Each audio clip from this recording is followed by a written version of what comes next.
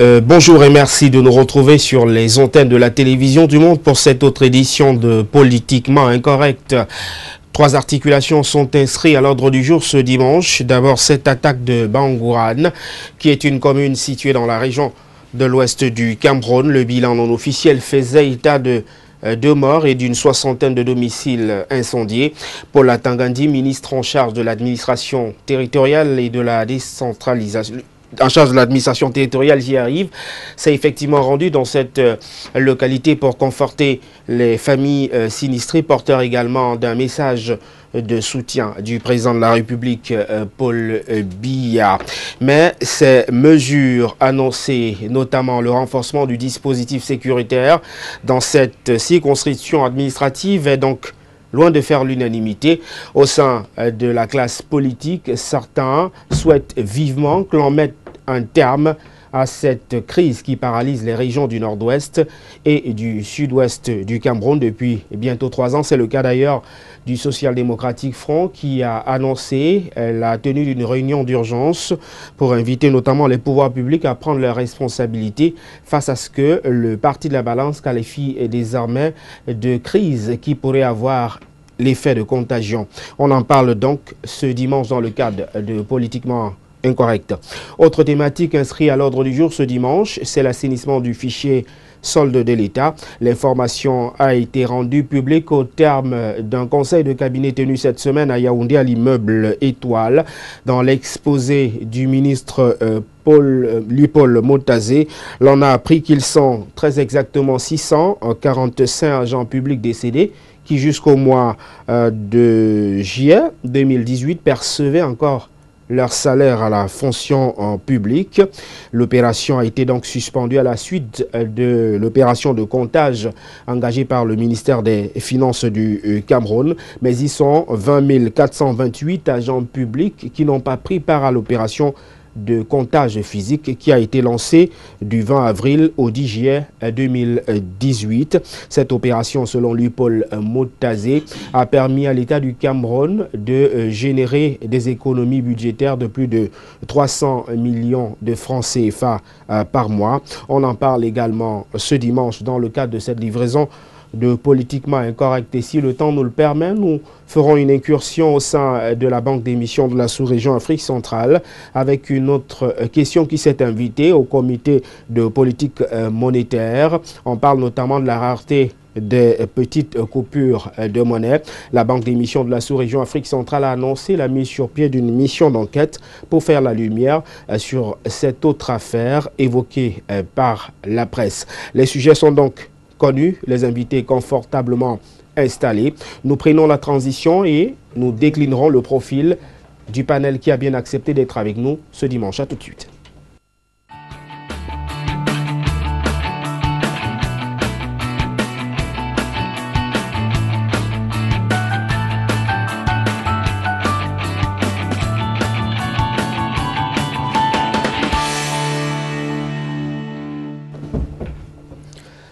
Nous rappelons que cette émission ce dimanche, comme les dimanches précédents, admet l'interactivité. Vous pouvez donc, si vous le souhaitez, prendre part au débat par SMS au 651 94 11 31, 651 94 11 31 et par WhatsApp au 695 38 79 45. Les codes vont d'ailleurs s'afficher au bas du petit écran. Je vais rapidement décliner le profil de ceux qui ont bien accepté d'être avec nous ce dimanche. Je vais commencer par Maître Paul Payéré.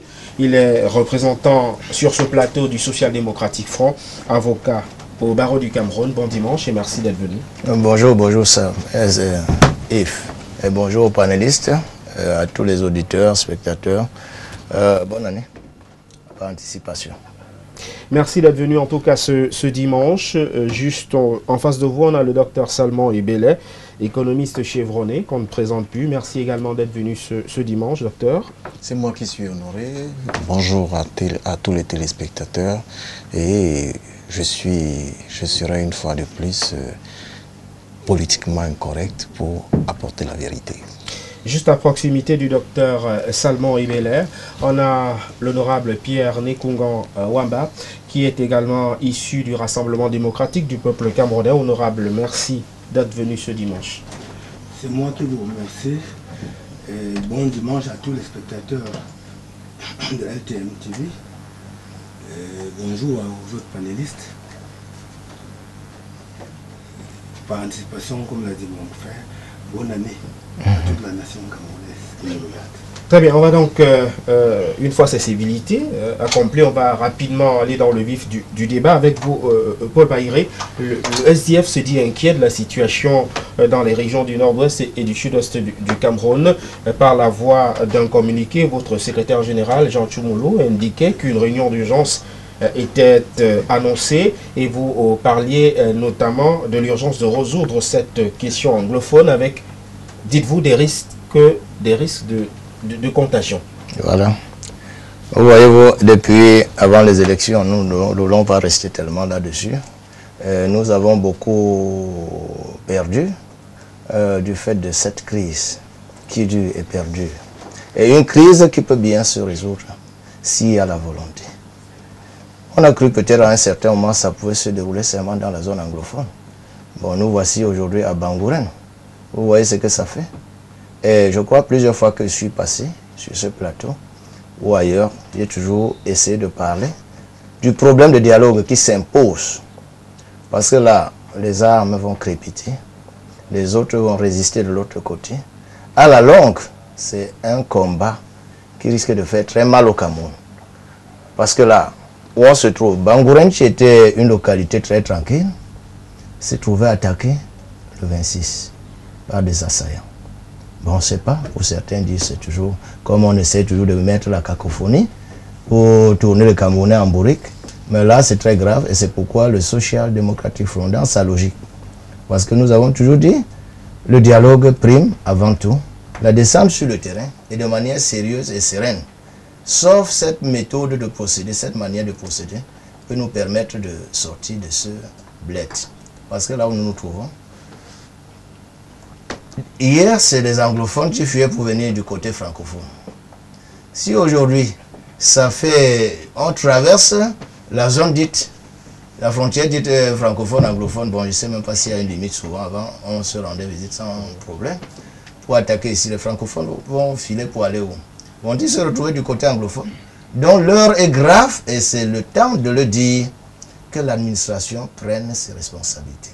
Que l'administration mette sur pied des organes pour mettre un terme à cette crise. C'est vrai, on a mis sur pied le désarmement et tout consort. Mais il faudrait toujours qu'on aille un peu plus en profondeur sur le terrain pour pouvoir voir quelles sont les causes. Parce qu'il y a un mécontentement. Vous voyez, il y a eu tout dernièrement le cardinal Christian Toumi. Il a bien voulu, parce que voyant cette crise, parce que même quand on analyse tout ce qu'on a comme information de par le monde, on comprend bien que même ni les anglophones, ni les francophones, personne n'est à l'aise. Personne n'est à l'aise. Alors, quand le cardinal Christian Toumi prend sur lui de pouvoir faire une conférence anglophone, vous avez vu tout ce qui s'est passé, on a reporté par 2 fois, je crois. Et tout cela, pourquoi, si nous voulons le dialogue? La dernière fois, ça a été reporté, bon, juste à un certain moment, on dit l'autorisation requise par le sous-préfet compétent. Il n'y avait pas. Vous voyez, l'administration donc devrait essayer de faciliter. Parce que le cardinal Christian Toumi, en allant sur le terrain et causant avec les gens, parce que certains bagarres au fond, sans bien comprendre les enjeux, il faut leur expliquer qu'est-ce qui se passe. Est-ce qu'en continuant dans la guerre, nous gagnons ou nous perdons? Tout cela, en analysant cela avec nos frères anglophones, beaucoup comprendront. Et que quelque part, que l'État comprenne aussi que ce n'est pas toujours la force des armes qui va jouer. Nous sommes là. De part et d'autre, les têtes tombent. L'armée camerounaise a perdu assez, nous le savons, ça, ce n'est caché de personne. Et chaque jour, ça a perdu. Alors, nous allons rester dans cet état, dans ce climat de crise jusqu'à quand? Il est temps qu'on essaye de revenir sur pied. Qu'on essaye de faire, même à tous les niveaux, qu'on demande même à un certain moment, un cessez-le-feu de 2 côtés, pour pouvoir essayer de se rapprocher et s'entendre. Honorable, je voudrais vous questionner sur la crainte aujourd'hui justement de cet effet de contagion. L'axe du mal semble se déplacer vers la région de l'ouest du Cameroun. Vous n'êtes pas inquiet? Inquiet, oui et non, dans la mesure où le chef de l'État, le président Paul Biya, a entrepris un certain nombre d'actions, y compris même des gestes d'apaisement, pour que cette crise s'arrête à un moment donné. Vous savez, au commencement, c'était une revendication corporatiste.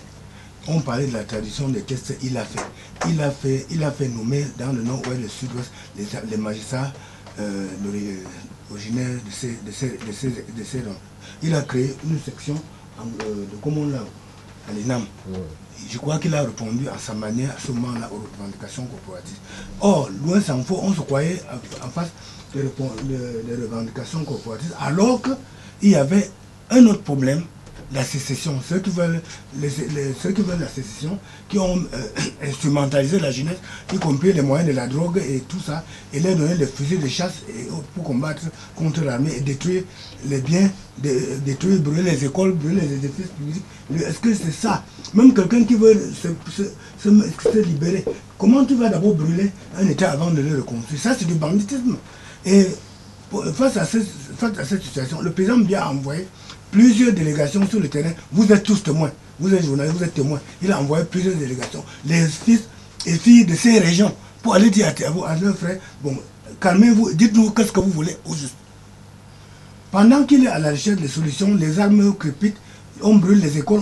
Aujourd'hui, ils sont à l'ouest. Ils sont dans mon département de recherche. À la Menoua, ils sont à Fongonde, hier, c'était à Fumban, à Bangourin. Il me semble qu'ils veulent transporter leur désordre dans d'autres régions. Or, le Cameroun se veut uni et indivisible.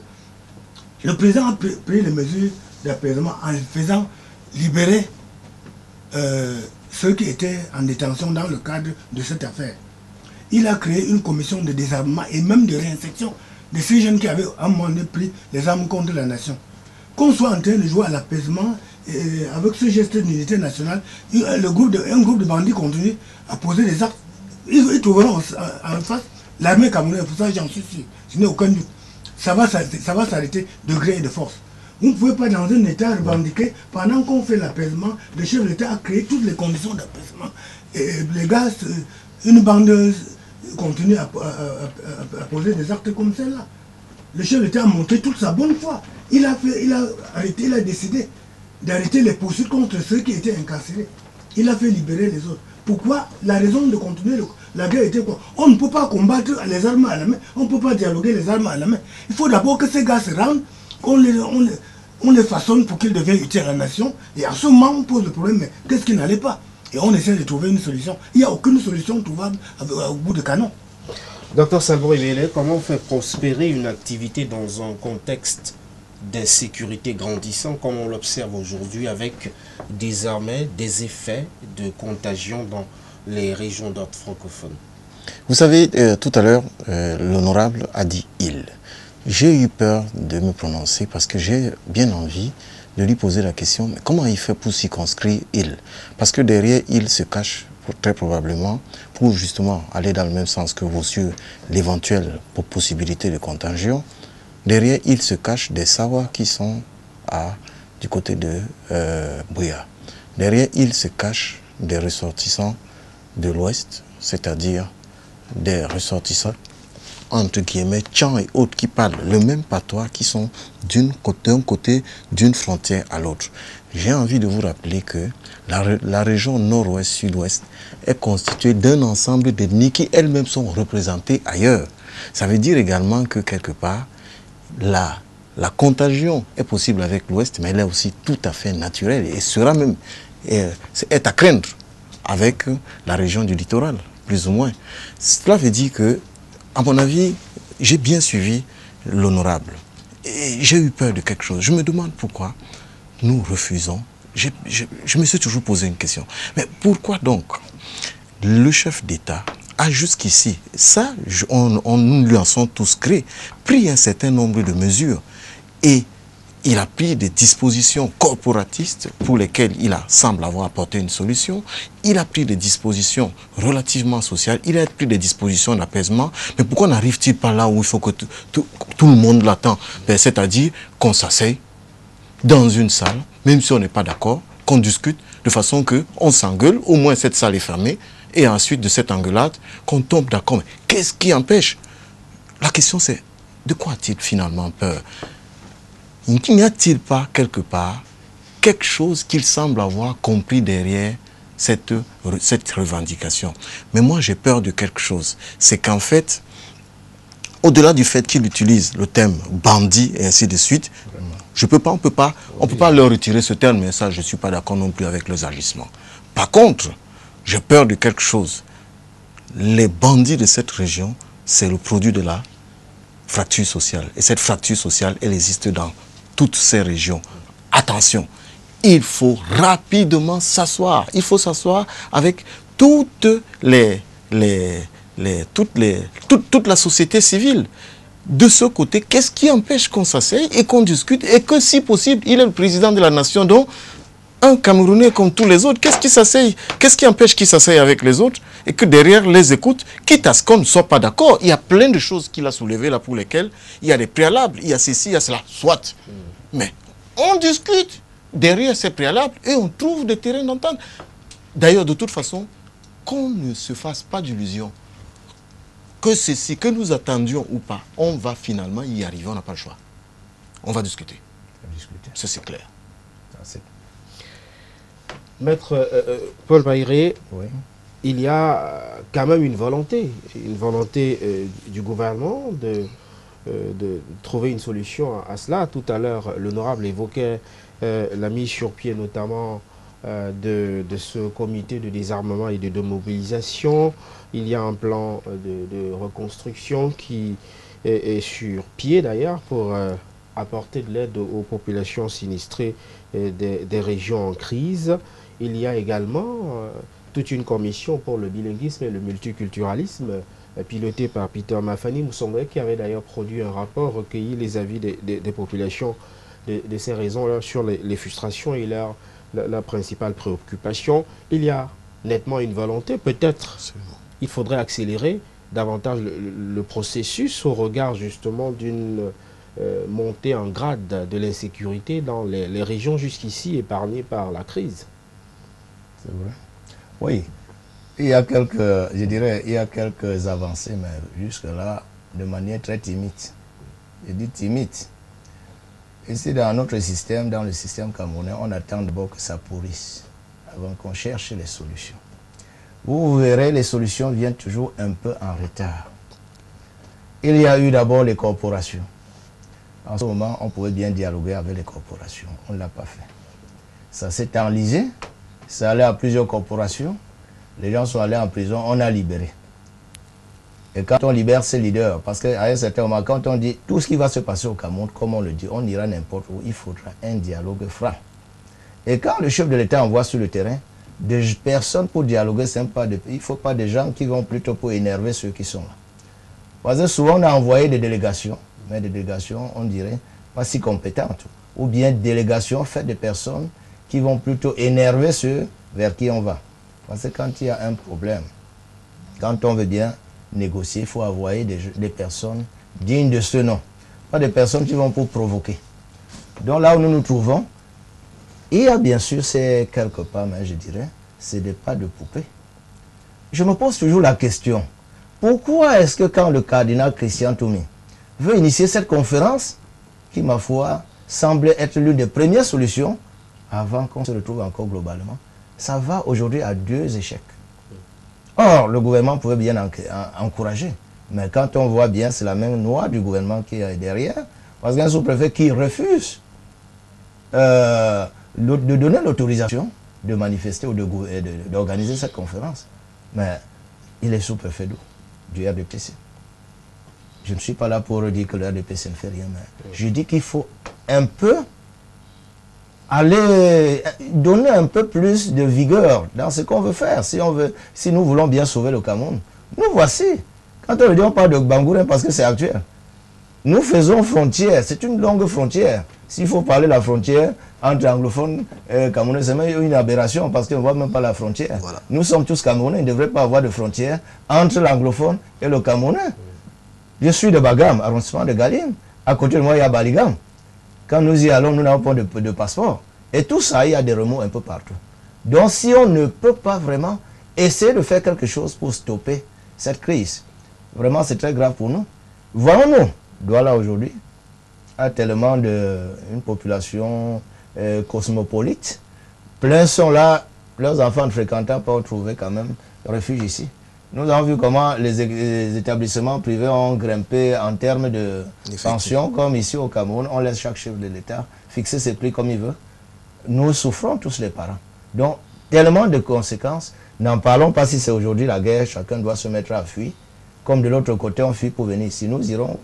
Donc, il est temps qu'on essaye d'aller plus vite et plus vigoureusement pour essayer de trouver une solution.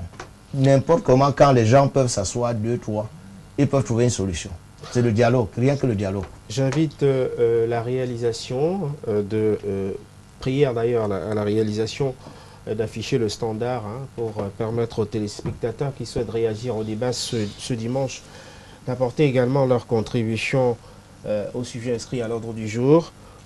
Honorable, au sein de l'appareil du gouvernement, la question du dialogue est loin de susciter un engouement. Comment on peut comprendre cela? Ça, c'est une mauvaise perception que vous avez de la chose.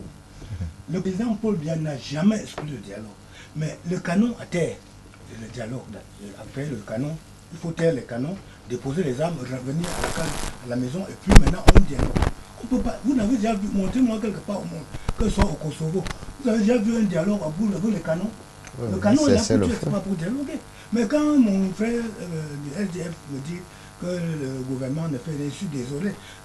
Mais j'ai été déçu quand John Fundi a déclaré publiquement que lui, il avait vu cette milice se mettre en place, tout ça se mettre en place, et il avait prévenu le chef de l'État pendant que le chef de l'État refusait l'équipe nationale championne d'Afrique.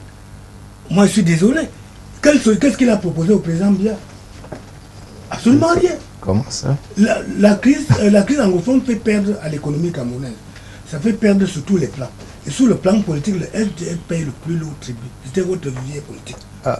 Bon, maintenant, au lieu que John Fundi cherche à proposer et à aider, il pousse des coups de gueule pour dire que c'est... Le problème, ce n'est pas... Pas de coups de gueule, c'est juste vous ramener... Il a vu la paix venir et il n'a rien fait. En tant que chef de première partie de l'opposition, il aurait pu entreprendre des solutions pour que cette histoire n'évolue pas. Quitte à faire des propositions au gouvernement, il n'a rien fait. Vous savez combien de... Vous parlez de cardinal Christian Toumi pour poser une conférence. Il y a ces préalables. Le sous-préfet ne peut pas se permettre de signer l'autorisation d'ouverture d'un dialogue sans garantir toutes les conditions, y compris celles de sécurité. Mais la sécurité, c'est quoi? Non, écoutez, monsieur, pour qu'il y ait dialogue, il faut taire les canons. C'est d'abord la conférence pour trouver les voies et moyens pour aboutir au dialogue. Il faut que ceux qui ont pris... C'est de ça qu'il s'agit. Il faut que ceux qui ont pris... Parlez de Froudi n'a pas fait quoi que vous ne savez pas. Il faut que les gens qui ont... Monsieur, respectez-moi comme je le fais. Je vous respecte. Quand vous prenez Froudi comme si c'est quelqu'un qui tombe de... Il faut que l'élite anglophone appelle leurs frères. Il faut que l'élite de ces deux régions appelle leurs frères au calme. Et leur dit, bon, calmez-vous, suivez ce que le chef de l'État a dit, les mesures qu'il a prises pour nous, et puis on va au dialogue. Toutes vos propositions seront écoutées et débattues. Ce n'est pas avec le coup de canon qu'on débat. On ne fait aucune conférence avec le coup de canon. Ça ne se fait pas. Je n'ai jamais vu ça. Pas au monde. Bien sûr. Le président a créé toutes les conditions d'apaisement. Pourquoi ne donc pas demander un cessez-le-feu de deux côtés? Cessez-le-feu. Le RDPC n'a jamais demandé ça. Quand deux nations s'affrontent. Ah ben, c'est presque deux cas. Il s'agit des terroristes qui ont pris les armes contre leur pays. Mais ce sont des Camerounais. Et ils sont même infiltrés par des mercenaires. Et ils sont Camerounais. Si vous voulez savoir. Donc, que le président veut seulement l'apaisement. La solution militaire ne peut pas lui dépasser. Il suffit d'un lien et puis ils sont matés.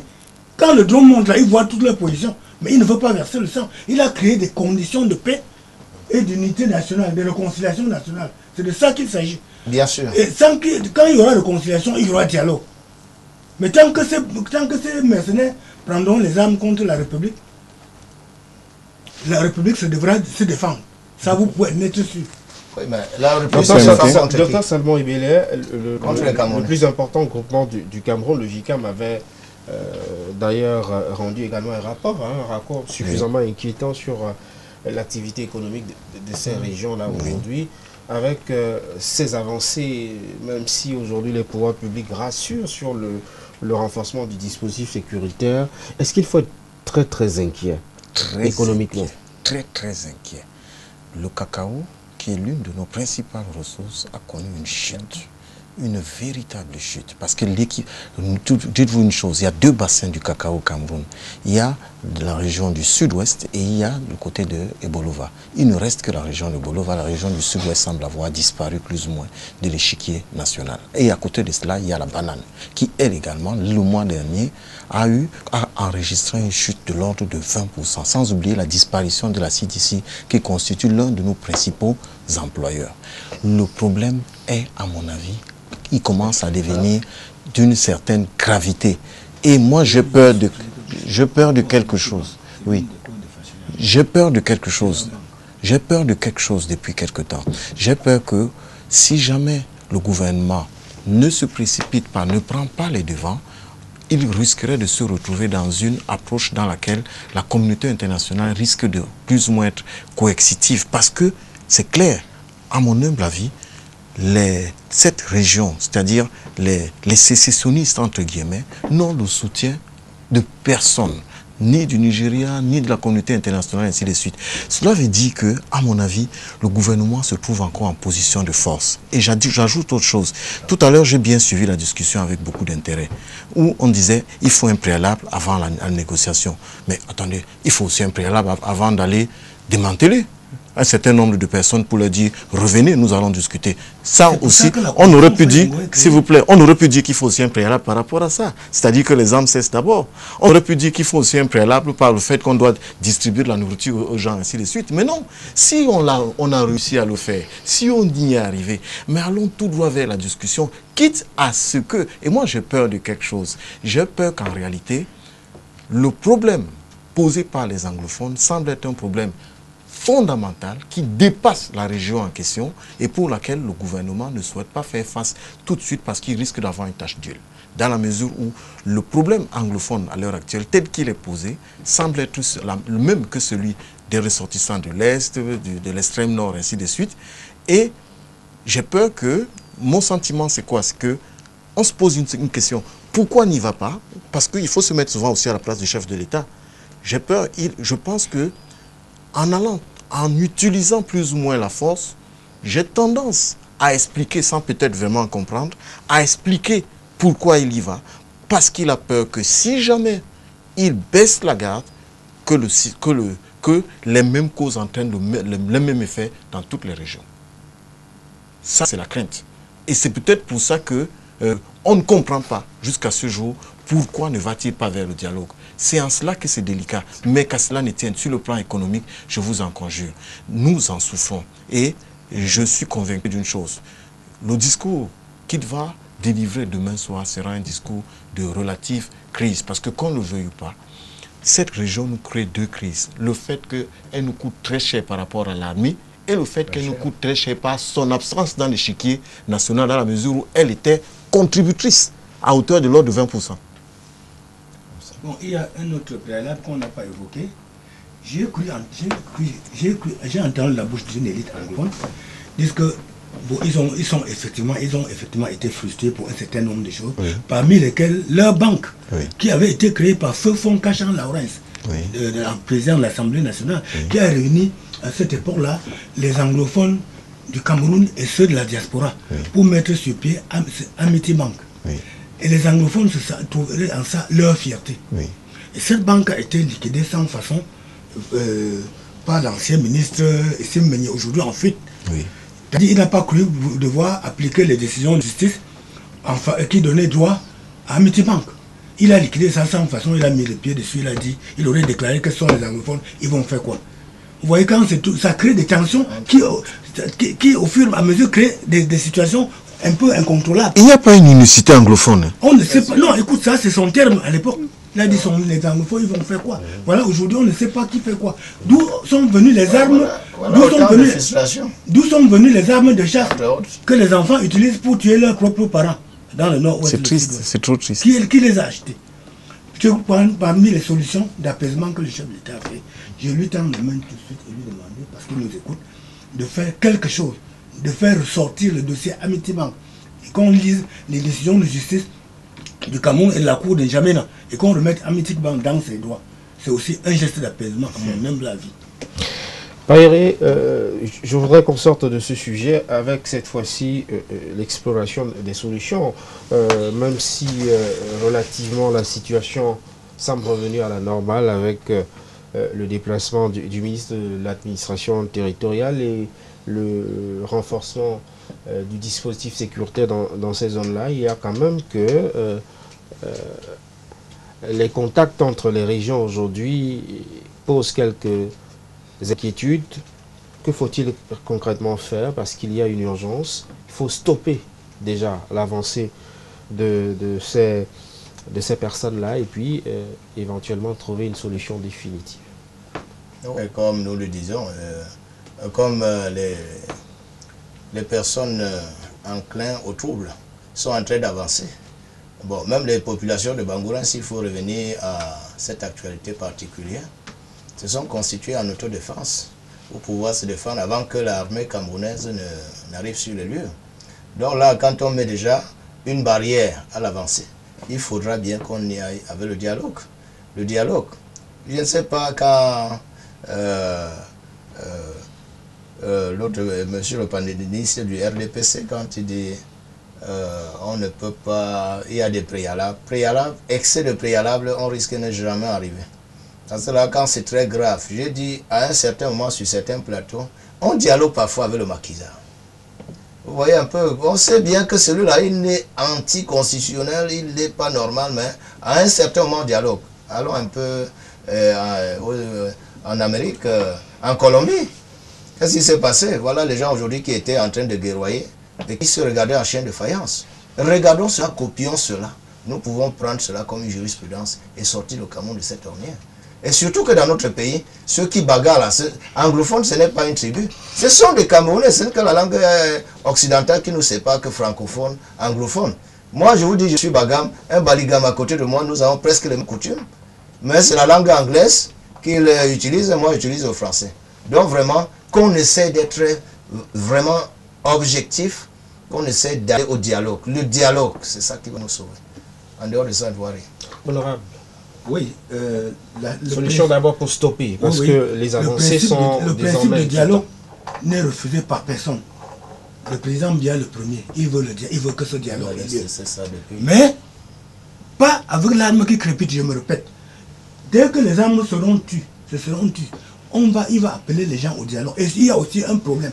L'élite politique anglophone ne dit pas toujours la vérité au président de la République. Tenez un premier ministre qui va chez lui, on le chasse avec les pieds. Un ministre qui va dans son village, qui alors va amener le dialogue. Il faut aussi que les chefs traditionnels jouent leur rôle.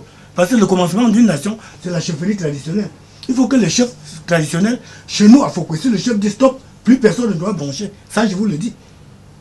Quand le chef est respecté, la paix est là. Il faut que les chefs traditionnels du nord-ouest et du sud-ouest se retrouvent et appellent leurs enfants et disent, mes enfants, calmez-vous, déposez les armes, allons écouter ce que le président Paul Biya nous propose. C'est de ça qu'il s'agit. C'est la meilleure solution de sortie de crise. Et il faut que l'élite politique du nord-ouest et du sud-ouest soit claire et dise la vérité au président Biya. Vous ne pouvez pas être Premier ministre, on vous envoie dans votre village, vous partez lancer les pierres.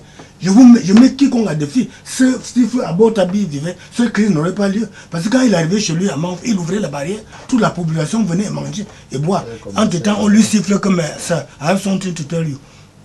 Il y a les jeunes, les tels qui complotent comme ça. Un tel ministre, voyez, mais quand vous êtes Premier ministre, que personne ne vous connaît dans votre propre village, il y a problème.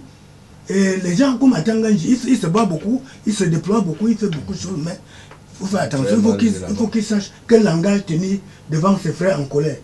Je dis et je répète, il faut que les chefs traditionnels du nord-ouest et du sud appellent leurs enfants et leur disent calmez-vous, déposez les armes, rentrez et on va tout arranger. Ce n'est que là qu'on peut sortir de crise. Docteur Salomon Ebele, alors les données sont simples. Pour qu'on en sorte, parce que ça fragilise déjà l'activité économique. Vous avez pu dresser un bilan alarmant de la situation aujourd'hui.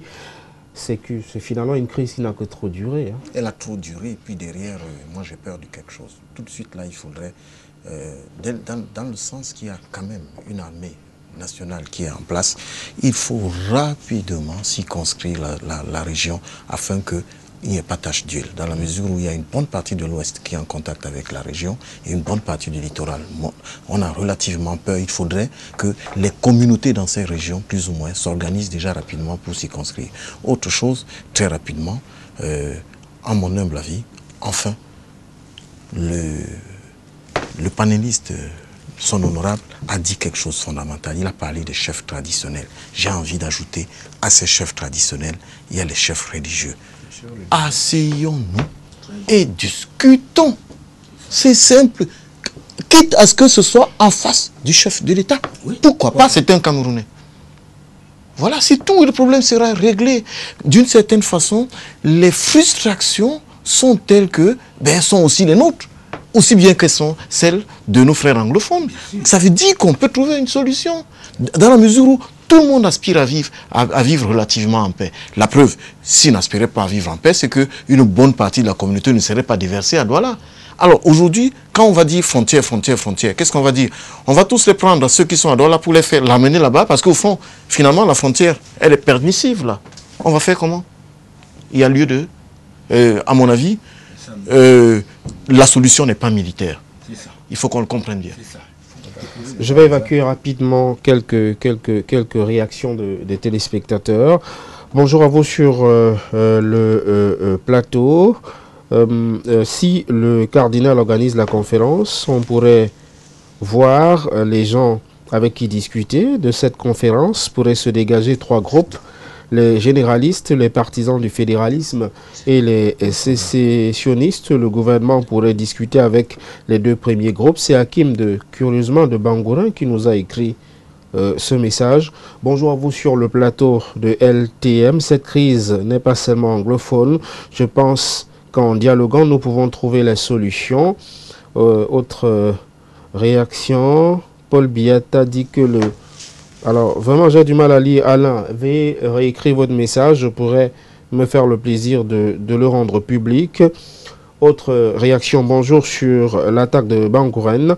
Le gouvernement a dit quoi pour garder la population de cet arrondissement ainsi que les arrondissements voisins? Écoutez, je crois qu'il y a eu des messages d'apaisement qui ont été lancés. Et puis, on parle également de la sécurité qui a été renforcée dans ces zones-là. C'était le préalable pour éviter que les populations s'enfuient et viennent également inonder d'autres localités. Je crois que c'était également ça. On va sortir donc de ce premier sujet pour aborder la deuxième thématique inscrite ce dimanche à l'ordre du jour. Nous parlons de l'opération de comptage physique des fonctionnaires et agents de l'État. C'est une opération qui avait été lancée par Louis-Paul Motazé le 20 avril dernier. La première phase de cette opération a permis de déceler que 645 agents de l'État décédés percevaient leur salaire jusqu'à ce que cette opération soit mise sur pied. Leurs soldes ont été suspendus selon les propos du ministre Louis-Paul Motazé qui a exposé sur cette question lors du conseil de cabinet qui s'est tenu cette semaine à Yaoundé. Ils sont plus de 20 000, curieusement, agents de l'État qui refusent de se faire identifier à la faveur de cette opération de comptage physique là. Je voudrais déjà, Dr Salmon Ebele, chercher à comprendre comment on en est arrivé à cela. Parce qu'on a des chiffres quand même ahurissants. Il y a des personnes décédées qui jusqu'ici continuent à percevoir leur salaire. On a aujourd'hui des agents qui refusent de se plier à l'opération de comptage physique. Il y a même, on a déniché un peu plus des chefs traditionnels décédés également et des pensionnés qui continuent à percevoir également des salaires à la fonction publique. Comment on en est arrivé à ça? On en est arrivé à cela par une centralisation extrême. La centralisation, cette fois-ci, ne concerne pas celle qui va consister à prendre le gouvernement central et envoyer une partie vers les mairies.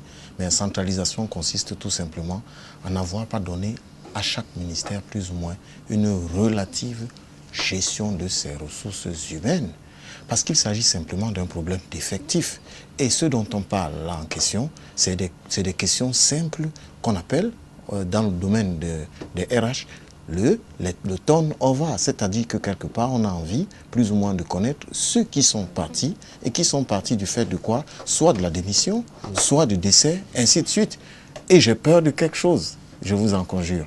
Quand je regarde ces chiffres, c'est-à-dire 600 quelque chose, ça fait 0,2%. 0,2% de l'effectif si on en arrive à la cible qui était de l'ordre de 310 000 fonctionnaires. C'est-à-dire presque rien. J'ai peur d'une chose. J'ai envie de dire que la montagne a accouché d'une souris. Et que ça a coûté trop cher peut-être pour rien. Honorable, ça c'est les chiffres hein, qui ont été donnés là. On parle de 310 788 agents qui étaient ciblés par l'opération de comptage physique de Luipol Motazé. Certains ont pris part à cette opération, d'autres y ont refusé. Est-ce que cela ne pose pas un problème justement? Le recrutement à la fonction publique n'est-il pas remis en cause avec cette opération? Est-ce qu'il n'y a pas eu de la complaisance dans les recrutements? Bien évidemment, je crois que c'est la deuxième fois que je me m'étends sur ce sujet, sur ce même plateau. Je vous avais dit de prime abord que Luipol Motazé devait réussir là où les autres ont échoué. Parce que par le passé, il était à la CNPS. Il a trouvé une gabegie sans une autre pareille, des agents qui émergeaient, ils ne travaillaient nulle part, on ne savait même pas là où ils se trouvaient. Il a mis fin, les retraités souffraient pour toucher leur pension. Il a tout nettoyé, il a informatisé, il a réglementé la CNPS. Ce n'est pas, je vous ai dit, ce n'est pas le ministère des Finances qui va lui dépasser. Les autres opérations initiées par des autres ministres ont échoué parce qu'ils étaient eux-mêmes coupables. Vous demandez qu'on fasse le comptage du personnel alors que vous avez vos enfants qui sont aux États-Unis, vos maîtresses qui sont dans les quartiers et qui émergent, que vous avez intégrés à la fonction publique. Par mécanisme de corruption comme on connaît. C'est ça qui affaiblit les présidents comptables. Motazé, connaissant l'intégrité de l'homme, je savais qu'on devait en arriver là. Vous voyez des gens qu'on demande que présentez-vous, ils ne se présentent pas. Ils ne sont pas au Cameroun. D'autres sont aux États-Unis, en France, en Europe, partout, mais ils émargent. Quant à ceux qui sont morts, qui touchent ces salaires à la banque? Qui émargent ces salaires à la banque alors qu'ils sont morts? C'est très facile de les retrouver. Bon, quant aux fichiers sont de l'État, vous pouvez être sûr et garanti c'est nettoyé.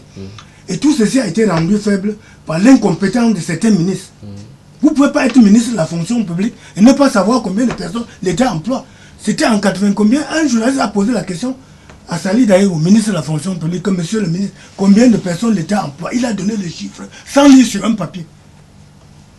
Parce qu'il avait initié une opération au niveau des, il y avait encore au niveau des arrondissements. Chaque arrondissement, chaque sous-préfet envoyait la totalité des fonctionnaires qu'il employait. Il a fait ça sur toute la République. Il avait le chiffre des personnes qu'il emploie.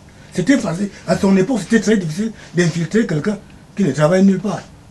Je vous dis que ça s'est rendu possible à cause de l'inefficacité des ministres fainéants qui ne savent pas pourquoi ils sont au poste. Non.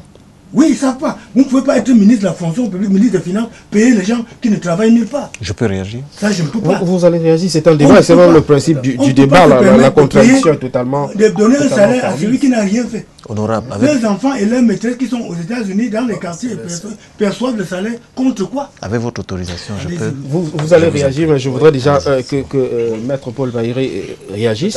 Il y a quand même que Luipol Motazé indiquait que cela fait quand même générer des économies budgétaires de l'ordre de 300 millions de francs CFA. On parle de pratiquement 4 milliards par an. L'opération est en cours. Hein. Je rappelle que la deuxième phase devrait s'achever d'ici le début du mois de janvier. On devrait avoir très exactement le nombre de fonctionnaires actifs à la fonction publique au terme de cette opération-là. Et on espère que ça pourrait déboucher sur une véritable maîtrise du personnel de l'État et de la masse salariale qui reste une préoccupation. Votre réaction sur cette opération déjà? Oh, oui, je suis déjà très fier quand Honorable reconnaît qu'il y a même des ministres fainéants qui n'ont pas pu maîtriser leurs effectifs. Et c'est ça vraiment le laxisme qui a eu lieu dans ce pays. Quand le chef de l'État prend le pouvoir, il y a une moralisation. Mais à la longue, on voit plutôt que c'est un libertinage qui se profile à l'horizon. Des gens qui effectivement ne sont pas, émargent dans le fichier de l'État, mais ne travaillent pas. On les connaît assez. Bon, on va les arrêter. Et on va arrêter des mots. Nous sommes fiers quand, par exemple, le travail qu'il a commencé, mais comme disait l'économiste là tout à l'heure, ce n'est qu'une infime partie. Parce que quand, sur les 20 000, on parle même de 44 000, parce que quand nous lisons les documents, toutes les enquêtes menées de part et d'autre, c'est beaucoup d'argent, c'est une saignée. pour la République. Quand nous crions que le Cameroun est à genoux, c'est ces fonctionnaires fictifs qui mettent le Cameroun à genoux. Donc si vraiment les choses peuvent aller plus de l'avant, parce qu'il a pu détecter 645 agents décédés, mais qui depuis émarchent. Donc déjà quittent leur tombeau, leur tombe pour venir émarger, vraiment c'est curieux. C'est renversant et on ne peut trouver cela qu'au Cameroun. Certains qui sont à l'extérieur ayant 2, 3, 4, 5 salaires, ça se vit au Cameroun. C'est pourquoi vous voyez le train de vie de certains Camerounais très extraordinaire. Bon, quand on commence déjà à faire ce comptage physique, parce qu'avant là, les gens remplissaient les fiches, on validait. C'était un grand laxisme. Maintenant, quand on veut vous voir personnellement, vous identifiez à partir de votre image. Voilà la raison pour laquelle, quand on parle de 20 000 et poussières, là, qui est en cavale, ça veut dire vraiment c'est des gens qui, normalement, ne devraient pas percevoir. Mais pour moi, il faudrait bien que, à ce niveau-là, qu'on bloque déjà. Tous ces 20 000 là, parce que c'est déjà pour les 645, c'est bloqué. On ne peut plus percevoir par là. Ceux qui ne peuvent pas venir, qu'on essaye de bloquer et qu'on essaye de pousser encore plus loin. Parce que vraiment, le Cameroun perd beaucoup. Quand on évalue avec les 645 par mois, on se trouvait en train de perdre payer 395 millions. Et comme c'était en juillet, de juillet jusqu'à aujourd'hui, quand j'ai fait un petit calcul, je me retrouve le Cameroun en train de perdre 2 370 millions. Vous voyez, en un an, ça fera combien? C'est beaucoup d'argent. C'est tout le budget d'un ministère, d'un grand ministère. Vous voyez vraiment que là, on doit demander une rigueur extrême et nous, demander à nous autres, nous Camerounais, d'être un peu conscients. Quand on peut manger ce que 10 personnes mangent seules, et les 10 personnes, 9 personnes sont en train de mourir, est-ce que nous sommes conscients que vraiment nous aimons ce pays? Je dis pour cela que cette politique, que cette campagne continue de plus en plus, qu'on essaye de traquer tous ces mauvais fonctionnaires, ces fonctionnaires fictifs. Et même ceux qui ont perçu à leur place, qu'on essaye de le faire. Seulement ici au Cameroun, que ce soit au tribunal criminel spécial, ou quoi que ce soit, on s'amuse toujours. Hein, honorable. Quand on prend les gens sont là, ils font mettre des anniversaires en prison. Et assez conçu. On va y arriver. Ok, bon. Nous comprenons que... Docteur Salmon, oui, allez-y. L'opération d'assainissement est certes en cours, mais il y a forcément une interrogation qui se dégage de l'exposé de Paul Motazé. Le recrutement à la fonction publique est-il un recrutement de complaisance? Je vous explique. Globalement, qu'est-ce que c'est que l'effectif dans une organisation, entreprise privée, ainsi de suite? C'est l'équilibre entre le nombre d'individus qui sont entrés et le nombre d'individus qui sortent. La problématique aujourd'hui est liée au nombre d'individus qui sortent, mais au nombre d'individus qui en réalité sont sortis sans autorisation. Combien devraient-ils sortir avec autorisation sans qu'ils ne l'ont jamais été? C'est-à-dire qu'en fait, quel est le nombre, par exemple, à l'heure actuelle, de fonctionnaires qui devraient être en retraite, mais qui sont encore là? Première chose, comment est-ce que ça se passe au niveau du recrutement? Je suis très très content qu'Honorable ait utilisé le terme « il y a des ministres qui ne font rien ». Ben, j'en suis heureux que cela vienne de lui. Parce que, je vais vous dire une chose, c'est quoi? C'est qu'en fait, quand on dit qu'il y a des ministres qui ne font rien, ce n'est pas vrai. J'ai voulu le reprendre dans ce sens. Non, il y a des ministres qui n'ont pas de pouvoir. C'est peut-être là le terme. Parce qu'en fait, ils n'ont aucun levier sur le recrutement en question. Dans la mesure où, quand un concours est lancé au niveau d'un établissement où des gens sont appelés à la fin à devenir fonctionnaires, en réalité, il n'est pas concerné très souvent. Souvent, c'est le ministre de l'enseignement supérieur ou je ne sais pas qui sont concernés par le nombre de personnes qui vont passer le concours. Donc, a priori, lorsqu'on arrive à une situation dans laquelle on constate le nombre de personnes qu'il faut obligatoirement recruter et qui ont du jour au lendemain matricule, et que le protocole de recrutement d'un individu, le protocole est celui-ci, le jeune homme envoie son dossier à son ministère de tutelle. En fait, l'établissement dans lequel il a eu son diplôme envoie son dossier au niveau de son ministère de tutelle, lequel ministère de tutelle l'envoie au ministère de la fonction publique, lequel ministère de la fonction publique l'envoie au premier ministère, à la présidence, et ça revient. Je vous en conjure. Il y a de fortes chances que le ministre de tutelle n'ait pas une certaine maîtrise. Autre chose, j'ai envie de faire une révélation, s'il vous plaît. Le problème n'est même pas au niveau du fait que... Le problème n'est même pas au niveau du fait qu'il y a un certain nombre de fonctionnaires fictifs. C'est le nombre d'agents non fictifs, non immatriculés, qui travaillent à la fonction publique. Si vous voulez, je vous invite à aller ici à Douala, au cadastre. Aller au niveau de la justice et ainsi de suite. S'il vous plaît, la moitié du personnel, ce sont les parents des responsables qui ont des bureaux et qui sont assis. Ils n'ont aucun matricule. Ils ne sont venus de nulle part. Et ils sont assis. En réalité, quand vous arrivez, vous avez un dossier. Ils sont les premiers à se précipiter vers vous pour avoir certaines facilités.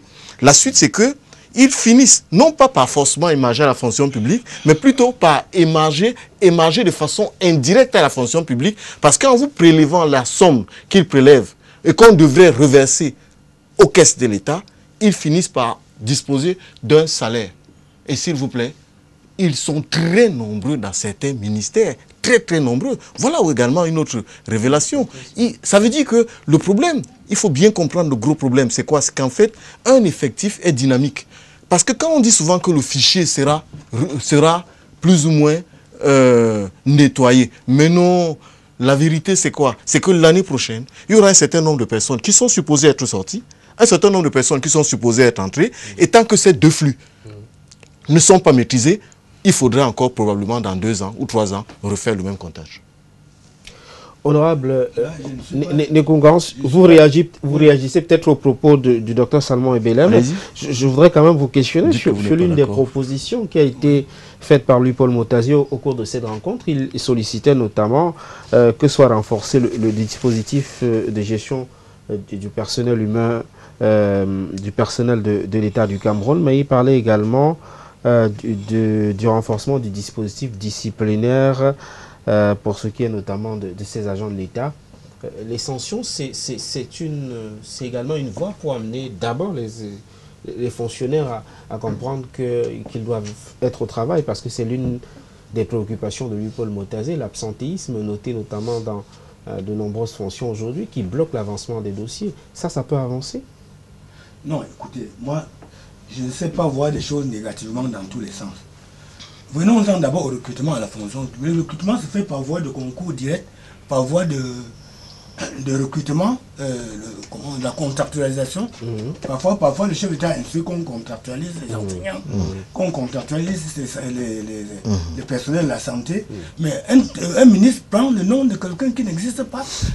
Il fait le trafic d'influence, il intègre 10 ou 15 personnes qui ne figurent nulle part. Quant à la discipline, à la fonction politique, je suis très d'accord, parfaitement d'accord avec le ministre Louis-Paul Motazier, qui a lui-même grandi dans une certaine discipline. Il a une vie disciplinée. On voit son passage à la CNPS, au ministère de l'économie, au secrétaire général de la primature, à l'économie et aux finances. C'est quelqu'un qui est assez discipliné, il sait de quoi il parle. Il faut qu'on crée les fiches de présence numérique. L'État a les moyens pour le faire. C'est-à-dire, monsieur, maître n'a pas été au travail lundi à l'heure. À l'époque, c'est vu et su de tous. Ce n'est que comme ça qu'on peut limiter l'avancée des salaires fictifs et autres, des fonctionnaires qui ne savent pas pourquoi, qui sont payés pour rien. Et de deux, il y a aussi le phénomène des retraités, de départ à la retraite. Il y a des gens qui vont jusqu'à changer leur acte de naissance dans leur dossier à la fonction publique pour demeurer. Or, c'est tout ça qu'il faut, il faut veiller que tout le monde parle. Les concours directs sont bloqués, pourquoi? Parce que chaque année, on faisait le concours direct en l'ancien temps pour recruter 50 personnes dans ci, 50 personnes dans ça, 50 personnes pour ça, parce que chaque année, 50 personnes partaient en retraite. Tout ça, c'est bloqué parce que la fonction publique est étouffée par des vieillards qui ne veulent pas libérer leur poste. Et tous ces mécanismes-là. Moi, j'ai confiance en lui, Paul Motazier. Cette histoire va s'arrêter. Je vous mets tous à défi. Et la nation avec... Une question pour vous tous. L'introduction de la biométrie qui est souhaitable dans le système TIGIPES peut-il apporter également une plus-value à l'opération qui est en cours? Oui, bon, c'est toujours un système un peu plus modernisé. Si cela est réellement appliqué et de manière bien suivie, ça pourra. Surtout que, comme je le dis, il y a eu une légèreté. Et comme disait M. Ebele, réellement, je suis même au niveau de la justice, nous savons ce que c'est. Un procureur affecté quelque part vient avec son personnel. Tout magistrat, tout greffier en chef vient toujours avec quelqu'un qui travaille là. Vous voyez, avec tout ça, quand il n'y a pas cette maîtrise, et quand les gens arrivent, on ne sait d'où ils viennent. Ils émargent. Et même certains vont jusqu'aux émoluments, parce qu'il y a des émoluments de greffe. Quand ils perçoivent là, n'ayant aucune qualité comme fonctionnaire ou quoi que ce soit. Nous voyons, c'est cette légèreté qui fait que, actuellement, le Cameroun peine à décoller. Il y a beaucoup d'argent, il y a une saignée. Donc avec la biométrie et tout ce qui peut être là, ce n'est que pour pouvoir surveiller et pour pouvoir maîtriser le personnel, le nombre en termes de quantité. Si cela est fait d'une manière propre et que quelqu'un mérite son salaire, nous allons sortir de l'ornière. Dr Salmon Ebele, la biométrie peut-elle constituer finalement la panacée à C'est une solution à une seule condition, que ce soit décentralisé. C'est-à-dire qu'en d'autres termes, chaque ministère, chaque ministre est un service de ressources humaines qui va plus ou moins gérer ses effectifs et qu'il soit comptable de ses effectifs. En d'autres termes, au lieu que demain ce soit le ministre des Finances qui vienne répondre des effectifs, qu'on lance plutôt un recensement à l'intérieur d'un ministère et que derrière celui-là soit donc capable de dire tel travail, tel ne travaille pas, ainsi de suite, et que ce ne soit plus à l'échelle centralisée, de façon qu'un ministre plus ou moins puisse savoir qui en plus vient, qui ne vient pas, ainsi de suite. Parce que derrière, au fond, cette situation est liée au fait que quelque part, les ministres, c'est le problème de la centralisation absolue de l'État qui est encore mise en cause relativement ici. Dans la mesure où finalement, ces ministres, à un moment donné, ont le sentiment qu'une partie de leur responsabilité leur est confisquée. Et ça, c'est gênant.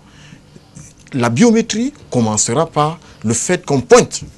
Et dès l'instant où tu pointes, tu sauras qui est en retard, qui n'est pas en retard, ainsi de suite. Mais sachez une seule chose, ces systèmes d'information, de ressources humaines sont souvent relativement réduits, même s'ils peuvent être centralisés, mais à l'échelle d'un ministère. Et pour ce faire, il faut que chaque ministère ait, entre guillemets, des spécialistes de RH qui vont gérer leurs ressources humaines et plus ou moins gérer les effectifs. Cela ne relève pas de la magie. Allez-y, honorable. Oui, quand j'ai suggéré la biométrie, c'est parce que cette histoire de salaire fictif à la fonction publique fait partie des nombreuses déceptions du président Paul Biya. Le problème du Cameroun, c'est que le président Paul Biya n'a jamais eu un ministre comme lui-même a été, à quelques exceptions près, mis à part quelques poignets tels que Essoloran, le jeune Moutazessi et quelques autres dont je ne peux plus citer les noms ici. Il n'a jamais eu de parfait ministre comme lui-même a été ministre. Bon, maintenant, qu'un ministre prenne sur lui, un ministre de la fonction publique oublie ses missions, commence à titiller plutôt autre chose qui ne lui regarde pas au point de porter plainte contre le directeur de l'ENAM, comme s'il était nommé pour cette histoire, oubliant combien la fonction publique emploie. Il faut que le président Biya, comme il a décidé, l'avancée de la décentralisation. La décentralisation a toujours été sa priorité depuis son accession à la magistrature suprême. Vous avez lu pour le libéralisme communautaire. Oui. Bon, pour ceux qui ont lu également la DSE. Oui. Vous allez tout comprendre. Cet homme a la volonté de faire avancer les choses. Mais il n'est pas aidé, il n'a pas de bon ministre. Est-ce que tu peux être chef de l'État, ministre, directeur d'une société, d'une entreprise, maire d'une commune? On est en train de parler de la décentralisation avancée. Regardez combien de maires sont en prison pour Gabéji. Est-ce qu'il va aller recruter les maires aux États-Unis pour venir gérer la décentralisation au niveau des communes? Je suis le chef, j'ai 2 leviers. Excusez, je n'ai pas encore fini. Je vous en prie, excusez-moi. Vous allez reprendre. Excusez-moi. Nous sommes ici pour ça. Je vous en prie. Donc, je dis ceci. Paul Biya voulait même que ce Cameroun émergent avant 2020. Mais qu'est-ce qui s'est passé? Il a été victime de nombreuses trahisons. Un pays où on ne vole qu'un milliard. Nous sommes en train de vivre, à l'heure actuelle, le plus gros scandale d'Afrique. en termes de détournement de deniers publics. Est-ce que ceux-là ont-ils conscience? Je me demande même si à l'école aujourd'hui on enseigne encore la morale, pour revenir à ce que l'avocat a dit tout à l'heure. C'est-à-dire nous n'avons même plus peur. Toi tu veux manger pour 100 personnes, la morale ne commande pas ça. Est-ce qu'on enseigne encore la morale à l'école? J'irai demander au ministre de l'Éducation. Mais vraiment, le président Biya voulait le Cameroun émergent. Il a été trahi par ses choix politiques. Regardez, tout un gouvernement en prison. Des ministres, de tous les ministres, directeurs généraux en prison. Le cas de la CRTV est même trop flagrant. Les directeurs se pilent. Chacun ne vole plus que l'autre. L'opération épervier de nous n'a rien apporté. Même le tribunal criminel spécial. Depuis qu'on enferme tous ces milliardaires, est-ce qu'on a eu un seul franc de rentrée? Ils sont en train de fêter en prison. Nous avons vu ça dans les réseaux sociaux. Il n'a que le chef de l'État et la nation tout entière. Moi j'avais suggéré, je ne m'arrêterai jamais, j'avais suggéré au président Biya de faire comme Jerry Rawlings avait fait au Ghana, que celui qui a effectivement détourné soit fusillé. Sinon, d'ici 10 ans, le Cameroun serait à genoux. Sauf que le Cameroun est un état de droit. Et il y a... Tout le monde vole les milliards. Je voudrais qu'on sorte de ce sujet, s'il vous plaît. Oui. L'assainissement du fichier solde de l'État, on oublie très rapidement que c'était également l'une des préoccupations du Fonds monétaire international. Le Cameroun est sous contrat avec cette institution-là. Cette opération peut-il servir d'exemple dans le cadre de la réduction du train de vie d'État? Oui, bon, si on maîtrise le fichier, si le fichier est maîtrisé, ça va répondre un peu aux préoccupations du FMI. Parce qu'effectivement, quand on voit ce que le Cameroun perd en termes de salaire, c'est énorme. Surtout en termes de salaire fictif. Okay. Si déjà on peut maîtriser cela, je crois que ça va ramener. Tout à l'heure, on a fait quelques petits calculs. Là. En un laps de temps, en une année, l'État peut s'en sortir avec près de 3 milliards. Et en un an, ça fera combien? Ça va tomber dans la poche du Cameroun en termes positifs. Donc c'est vraiment aussi une solution de sortie de crise. Même pas aussi, une solution, l'une des solutions de sortie de crise. Donc si vraiment le fichier peut être bien maîtrisé. Et si on peut expurger la fonction des éléments nocifs, l'État gagnera. Je vais clairement répondre à votre question et être très bref.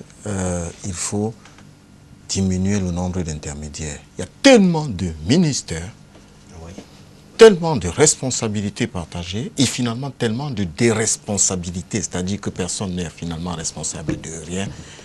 Parce qu'il y en a 64, il faut trouver une solution pour qu'il y ait enfin des gens responsables. Parce que l'honorable dit sans cesse, monsieur le ministre, celui dont vous citez là tout de suite. Non, le ministre de la Motazé, vous dites sans cesse Motazé, c'est peut-être parce qu'il a marché sur les plates-bandes des autres ministères. Donc, quelque part, si d'une certaine façon, il y a quelques personnes comme ça avec une certaine rectitude et un nombre relativement réduit, ce sera tout de suite géré. Ils sont 64, c'est difficile. C'est 64 potentiels erreurs et 64 potentiels aménagements, mais 64 potentiels erreurs qui s'additionnent, c'est terrible. Sortons de ce sujet avec un SMS, vous allez réagir, je me permets d'évacuer ce message. Bonjour au plateau, ni les politiques ni aucun homme ne changera le Cameroun, seul le changement de nos paradigmes pour le retour de la vie selon Dieu changera les cœurs des Camerounais du sommet à la base. Le Cameroun n'est plus au niveau de la moralisation. C'est Jacques Mahon depuis Village qui nous a écrit ce message. Honorable Nekungan, vous souhaitiez réagir pour que l'on passe rapidement à la troisième thématique. D'accord. Vous verrez, le recrutement jeune a toujours été la plus grande priorité du président Paul Biya. Ça, vous êtes tous témoins. À l'entame, il recrute 1500 contre toute attente. Et progressivement, il l'a fait, l'armée l'a fait. Il a tué la police, l'éducation et tout. Bon, maintenant que on va récupérer cette masse monétaire, ces milliards qui étaient volés, le président Biya va donner encore beaucoup d'opportunités aux jeunes pour rentrer, pour intégrer la fonction publique. Okay. Nos hôpitaux manquent de médecins et infirmiers parce qu'il n'y a pas de quoi payer. Maintenant, avec ça, vous allez voir, j'ai confiance au président Biya. Il va recruter. Il va recruter les jeunes sur toute l'étendue du territoire. Vivement que la paix nous revienne. On fait avancer les choses. Merci en tout cas. On va rapidement aborder la troisième thématique inscrite à l'ordre du jour ce dimanche. Je vais peut-être commencer par le docteur Salmon Ibele. Honorable, il paraît que Nkolo estime que vous faites la Talakou à lui, Paul Moutazé. Non, en fait, il estime que vous faites la Talakou à lui, Paul Moutazé, et que ce dernier n'a donc pas rétabli l'ordre à la CNPS, bien au contraire. C'est monsieur Nkolo qui a fait le travail, dit-il. C'est Nkolo qui nous a écrit ce message. Je voudrais qu'on parle avec vous, Dr Salmon Ibele, ce sera en quelques minutes, de cette question liée aux coupures de petites monnaies qui semblent avoir disparu pour certains. On parle de spéculation simplement. En tout cas, la BEAC a été saisie par la plainte de quelques-uns et indique vouloir mener une enquête pour faire toute la lumière sur ces pièces de monnaie qui semblent avoir disparu des radars. Certains parlent notamment d'exportation de cet argent pour en faire des bijoux par quelques Asiatiques. D'abord, est-ce possible la rareté des pièces de monnaie? Oui, c'est possible. Cela se constate déjà sur le terrain. Lorsqu'il y a un déphasage entre les pièces, la monnaie papier et la monnaie pièce, lorsque le déphasage se fait tout sentir, en général, il y a un problème plus ou moins pour justement acquérir la monnaie. Et d'une certaine façon au Cameroun, on a une habitude, c'est qu'en réalité, chez nous, avoir l'argent, c'est en disposer dans la poche, c'est disposer aussi bien de pièces que de la monnaie, plus ou moins. Et en réalité, la question est fondamentale et elle est relativement technique. Je tiens ici une pièce de 100 francs. Et quand vous regardez bien cette pièce de 100 francs, il y a deux parties. Il y a une partie rouge et il y a une partie blanche. La partie blanche, en général, elle est faite en acier inox. Et la partie rouge est faite en nickel, cuivre, et voilà, nickel, cuivre et argent. Vous allez vous rendre compte d'une chose, c'est qu'en fait, si je suis un exportateur que je voudrais utiliser cette pièce, il faut à peu près l'équivalent de 14 000 francs pour avoir 1 kilo de pièces de 100 francs. 14 000 francs CFA. Or, la valeur du métal utilisé est telle que je suis capable d'en gagner autour de 100 000 francs par kilo de pièces de 100 francs. Je suis capable d'en gagner juste par kilo. C'est-à-dire qu'en d'autres termes, il y a ici de la valeur. Et cette valeur-là, certains l'ont compris et ils ne se gênent pas. Ils exportent ces pièces. Et derrière, se gênant. Est-ce possible? Oui, je l'ai expliqué.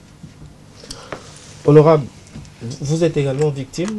Oui, moi j'ai, dans mes compétences, de la rupture ou de la rareté des pièces de monnaie. En tant que président de la Ligue nationale des consommateurs du Cameroun, j'ai fait une correspondance à qui de droit pour qu'on essaie de clarifier cette affaire. Pour preuve, la réaction a commencé par la BEAC. Les autorités de gendarmerie ont saisi des sacs de pièces de monnaie du Cameroun à leur pompe, dans une maison qui était prête à embarquer dans un conteneur pour amener en Chine. Ça, c'est dû à la corruption, à notre douane corrompue. Comment un inspecteur de douane peut signer la sortie des pièces monnaie, la devise d'un pays? Où en sommes-nous? C'est la corruption. Il ne faut pas que ce n'est pas un miracle. Les Chinois n'ont pas fait un miracle. Ils chassent dans les conteneurs au Cameroun pour s'en aller. Devant les douaniers, le président de la République a fait équiper le port douane de plusieurs types de scanners. Je ne vous apprends rien. L'inspecteur ne peut pas prétendre être devenu aveugle de ne pas voir ce que sont les pièces de monnaie qui étaient dans le conteneur. Il faut qu'on mène des enquêtes approfondies. Ça, ce qui est sûr, on saura qui a fait quoi. Donc ça fait d'ailleurs, la BA a pris le trouver par les cornes, vous en saurez plus. Oui. Maître, pour vous, c'est une bonne nouvelle que la BEAC se saisisse enfin de ce dossier, d'abord pour mesurer l'ampleur des dégâts. Oui, c'est normal, c'est très normal. Nous souffrons avec ces petites coupures, la petite monnaie. C'est très rare. Très rare. Très rare, c'est devenu très rare. Bon, je crois, quand nous constatons cela, ce sont ces Chinois. Les Chinois sont bons, mais aussi mauvais. Parce que voyons-nous tout ce qu'ils font. Ils viennent s'accaparer de notre petite monnaie pour aller faire leurs bijoux et tout ce qu'ils veulent. Bon, cela avait notre complicité. Et tout cela passait plus par les... La corruption. D'abord, avant d'arriver à la traversée des frontières, beaucoup de salles de jeu, machines à sous. Oh, quand ils ont mis, vous avez vu à un certain moment, ils avaient placé des petites machines là où chacun jetait 100 francs. Bon, je vois même avant que la BEAC ne s'y mêle. Déjà dans certains coins, on utilise maintenant presque le kobo, ce qu'ils appellent kobo. Donc une pièce qui n'est pas en termes 100 francs, mais ça a la valeur de 100 francs pour filer dans la machine. Mais quand la monnaie devient rare, on se pose aussi la question. Parce que là, quand j'ai vu cette mesure, j'ai dit que c'était déjà bien pour stopper la saignée. Mais est-ce que celui qui reprend ces sous-là, parce que quand vous venez, vous avez vos sous, en termes de changement, vous donnez la valeur. On vous donne en termes de pièces autant de kobo. Bon, je me pose la question, comment avec cela, la monnaie continue à être rare? C'est quand, comme Honorable le dit, on a saisi, c'était à Dorbon plutôt. Oui, bref, parce qu'ils ont saisi toute une grande quantité de pièces. Bon monnaie 100 francs 50 et tu étais en partance. Donc vraiment, avec ces enquêtes, et parce que comme on le dit, c'est avec certaines autorités même, parce que ça ne peut pas traverser aussi facilement comme ça. La douane qui regarde, ou bien même jusqu'à l'aéroport, quand certains passent par l'aéroport et tout consomme. Ça veut dire que des Camerounais sont en train de spéculer. C'est pourquoi vous nous voyez même, ça va jusqu'à dans certains milieux comme les églises. Avoir de la monnaie aujourd'hui à l'église après la collecte, parce que c'est souvent là que le dimanche, on sortait, on faisait facilement la monnaie. Ce n'est pas donné. Au point qu'à l'heure actuelle, même certains, bon, c'est devenu quelque chose où ça se discute pour ceux qui vont changer la monnaie à l'église. Parce que quoi? À l'extérieur, ça se vend. On va vous changer peut-être 1000 francs. Quand vous changez 1000 francs, vous donne 900. Donc la personne fait son affaire. Les stations d'essence, nous avions tellement à faire la monnaie là-bas, il n'y en a plus. Ça veut dire que vraiment c'est grave, le Cameroun vit une situation très difficile. Je ne sais pas, j'ai pensé pour moi, en attendant que la BEAC ne sorte ses solutions. Pourquoi ne pas aller? Parce que j'ai posé une question, je ne suis pas très spécialiste dans ça. Pourquoi les pièces de 500, certaines pièces de 500 ne disparaissent pas si vite? Je vais vous expliquer pourquoi. Les pièces de 500 n'ont pas cette couronne qui coûte cher. Je vous ai dit que c'est cette couronne-là, c'est le nickel, chrome, argent. C'est la partie la plus chère. Parce que dedans, juste au centre ici, se trouve juste le, comment ça s'appelle, l'acier inox, qui n'est pas très cher. C'est la raison pour laquelle ces pièces ont tendance à ne pas disparaître. C'est cette couronne-là qui coûte très cher. Et c'est ça qui pose plus ou moins de problème. Et c'est là qui constitue plus ou moins la partie. Maintenant, il va falloir que, au-delà de la BEAC, que plus ou moins, au niveau de la douane, que le travail soit fait. Oui. Le problème, c'est exactement ce que je vous ai expliqué tout à l'heure. Je ne peux pas mettre en avant les salles de jeu. Déjà, je ne fréquente pas les salles de jeu. Je ne sais pas ce qui s'y passe. Un propriétaire de salle de jeu qui prend le risque de faire partir sa monnaie va courir aussi le risque de stopper ses machines parce qu'il n'aura plus la monnaie pour déposer ses joueurs. Nous sommes d'accord. Donc, il faut, nous, dans le cadre de la Ligue nationale des consommateurs du Cameroun, nous avons écrit, nous sommes pleins. Devant qui de droit, moi je me refuse. Mais ça, notre courrier a été répercuté à la BEAC qui est en train de mener les actions. Et vous soyez sur des douaniers qui ont laissé partir ces monnaies seront les douaniers, c'est tout. Donc, la corruption. Vous voyez que la CONAR, même malgré son devoir de père éducateur, ne nous sert à rien. Parce que malgré tout ça, la corruption continue. Et au niveau de la douane, la monnaie s'en va, tout ça. Et le vol aussi, des détournements continue. Ça veut dire que la CONAR est en train de prêcher au désert. Docteur Salmon Ebele, nous sommes dans un contexte de libre marché où finalement l'exportation des bénéfices est toujours autorisée. Oui. Est-ce qu'on peut inscrire cette démarche en cas de confirmation dans cette logique-là? Non. Pourquoi? Parce qu'au fond, normalement, on a une monnaie. Cette monnaie, en réalité, n'a pas une valeur en soi en termes de métal. Elle a une valeur par rapport à la valeur qui est affichée. On ne peut pas croire un seul instant qu'il s'agit d'une exportation de bénéfices. Tu as le droit d'exporter plus ou moins tes bénéfices au travers de la monnaie fiduciaire. Tu n'es pas obligé de le faire par des pièces. Si le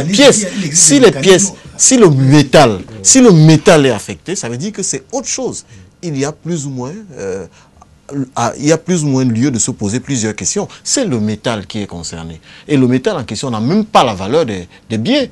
Parce qu'au fond, on aurait compris que ce sont des billets de 500 francs, de 5000 francs qui disparaissent. Mais ce n'est pas eux qui disparaissent. Parce que ce sont eux qui ont de la valeur.